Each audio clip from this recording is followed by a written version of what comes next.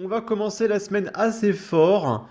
Donc il y a encore des pointeurs de gauche, ça n'arrête pas, c'est la 154 millième fois, d'accord?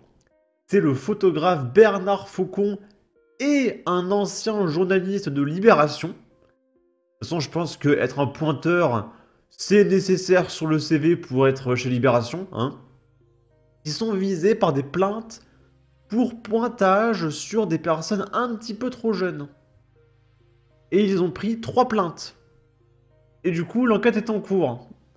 Et là, j'ai une question pour nos journalistes de gauche. Est-ce que ça vous dirait pas d'arrêter de pointer des gosses pendant, je sais pas, une semaine? Une semaine, sans toucher les gamins, est-ce que ça irait ou est-ce que c'est un peu trop difficile? Vous voyez des petits bébés, vous faites «Oh!» Je sais pas. Parce que ça fait beaucoup. Et ça fait beaucoup de fois qu'on dit que ça fait beaucoup, mais là, ça fait vraiment beaucoup.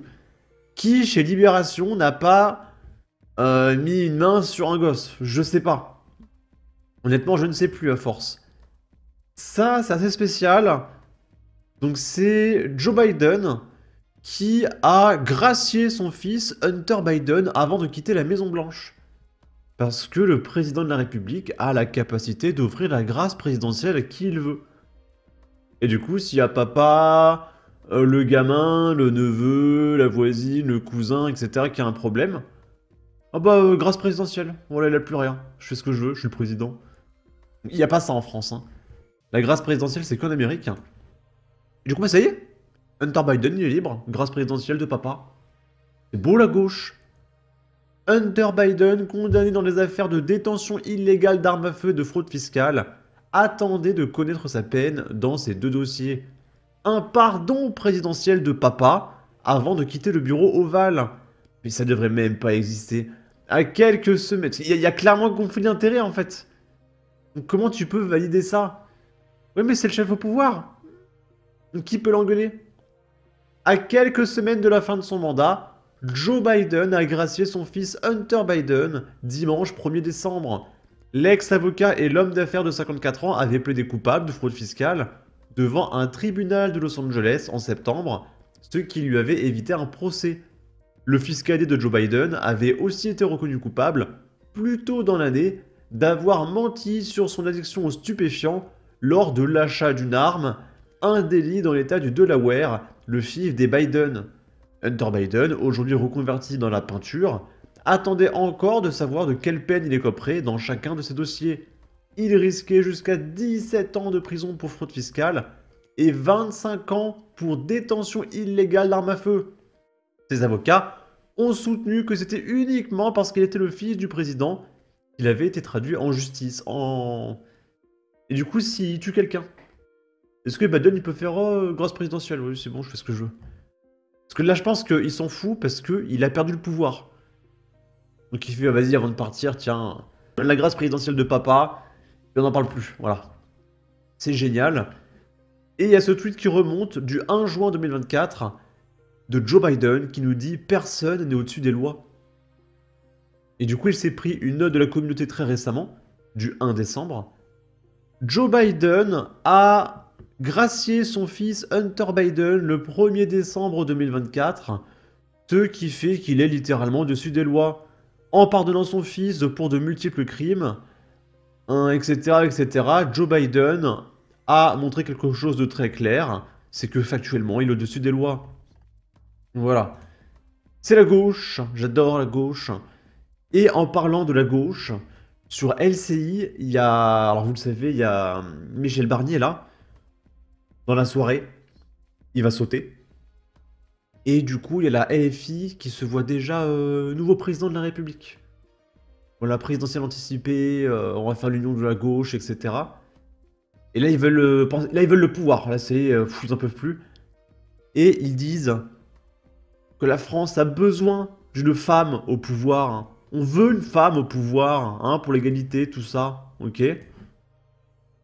Considérez-vous qu'il est temps pour la gauche de faire en sorte de s'organiser pour qu'une femme accède à l'Élysée? Je vais vous répondre. Pour moi, la question, c'est d'abord quel travail d'équipe on met en place. Ça m'intéresse bien sûr avant le nom du capitaine ou de la capitaine. J'y viens. Je pense que dans un pays comme la France, qui a fait des progrès en matière de parité, mais on est encore très loin d'une situation idéale avec une vraie égalité entre les femmes et les hommes. Bon, on va pas s'arrêter sur ça. Ça fait 15 ans que l'égalité homme-femme a été débunk. La gauche prend en compte dans la moyenne Bernard Arnault qui explose la moyenne avec ses 250 milliards.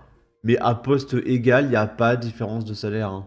Ce serait une bonne nouvelle que des femmes puissent accéder davantage à des rôles de responsabilité. Beaucoup de prudence. Et donc on beaucoup de encourage prudence. toutes les femmes qui nous regardent C'est d'ailleurs étonnant. à s'engager à Non, c'est quelque pas chose. étonnant. C'est étonnant C'est que pas vous ayez étonnant, autant c'est de cohérent prudence avec sur notre cette position. question-là, parce C'est qu'au pas- fond, on pourrait attendre de vous que vous disiez, bah si, oui, il est temps.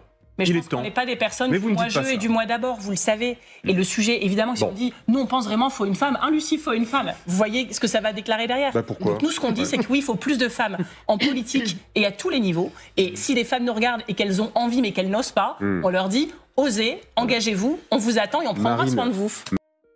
Eh bien, vous savez quoi? Moi, je suis d'accord avec le nouveau Front Populaire.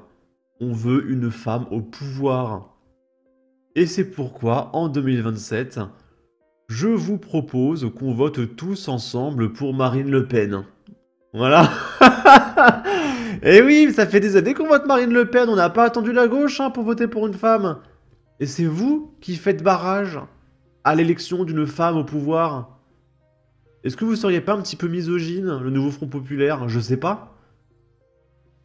Là, c'est Bruno Retailleau qui expliquait qu'il faut rétablir le délit de séjour irrégulier qui avait été aboli par François Hollande. On va l'écouter et il m'intéresse, c'est la réaction de Mathieu Slama. Et il faut un nouveau texte. Natacha Bouchard en a parlé ce matin.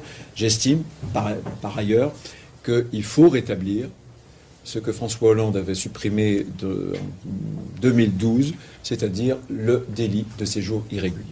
Parce que ça nous donnera des pouvoirs d'enquête qui permettront, par exemple, quand on a les téléphones portables, de procéder à l'identification, qui permettront surtout aussi de lutter beaucoup plus efficacement contre les filières illégales. Voilà, donc c'est tout à fait normal de s'en prendre aux clandestins. Et il y a Mathieu Slama qui nous dit « Être étranger ne devrait jamais être un délit ».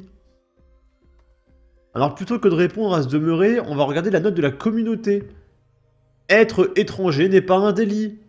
Par contre, séjourner illégalement en France pour tout non-ressortissant de l'Union Européenne est effectivement délictueux. Les cas précis sont mentionnés ici. Plus d'infos sur l'abandon et le projet de délit de séjour irrégulier. Et alors Mathieu Slama, tu fais un amalgame. Donc pour toi, un étranger c'est forcément clandestin. C'est un peu raciste, Mathieu Slama. Il y a un petit peu un amalgame là. Maguelia qui nous dit être étranger n'est pas un délit. Entrer illégalement dans un pays, ça l'est. Et ça doit être sanctionné. C'est mal de faire des amalgames, nous dit Lorraine des Asiatiques à droite. Les étrangers sont simplement ceux qui n'ont pas la nationalité du pays en question. Un individu qui entre illégalement dans un pays est par essence dans un délit. Et par exemple, si je vais au Japon, genre comme ça là, hop, je me cache dans la soute d'un avion, je survis au moins 50 degrés dans l'atmosphère là, et j'arrive au Japon. À votre avis, qu'est-ce qu'ils font de moi les Japonais? Je sais pas. Si je vais en Algérie, par bateau, on l'a déjà vu hein, les Algériens tirent à vue hein. Il y avait récemment une vidéo, je sais plus si c'était des Algériens ou des Marocains, mais ils avaient vu des bateaux avec les mecs dedans. Hein. Mais bizarrement, en France, non, c'est un délit de refuser des clandestins. Ok, pourquoi pas, pourquoi pas. Et on va terminer avec ceci, c'est rigolo. On est sur Libération. Et il y a Salomé Saké qui se plaint et qui est surprise que l'extrême méga giga ultra droite raconte que les gauchistes sont déconnectés de la réalité. Et ça l'a fait halluciner. Et aux États-Unis, la campagne, je pense qu'on a vraiment beaucoup de choses à en apprendre. Hein. C'est que de simplement dire, d'une certaine manière, si vous prenez les termes, hein, vraiment c'est ce que décrit Naomi Klein, ils sont dans une réalité parallèle, ils sont déconnectés, c'est absurde. Nous, on peut penser ça, peut-être des personnes qui sont vraiment des personnes d'extrême droite, mais eux pensent exactement la même chose de nous. Et ils sont vraiment convaincus qu'on est aliénés, donc essayons de revenir et c'est notre seul salut en fait, de réussir à retrouver une réalité commune. C'est ça. Ouais, alors qu'ils sont pas du tout aliénés, ils sont tellement dans la réalité du monde réel, hein, on peut le voir depuis mes 1850 dernières vidéos. C'est bizarre. À mon avis, les gens de droite, ils vont pas bien mentalement. Il faudrait qu'ils aillent voir un petit docteur. qui consultent en psychiatrie, etc. Donc voilà. Sur ce, n'hésitez pas à donner votre avis, votre opinion, à partager, liker, commenter, ça aidera au référencement de la vidéo sur YouTube. Abonnez-vous, suivez-moi sur Twitter, prenez soin de vous, salut!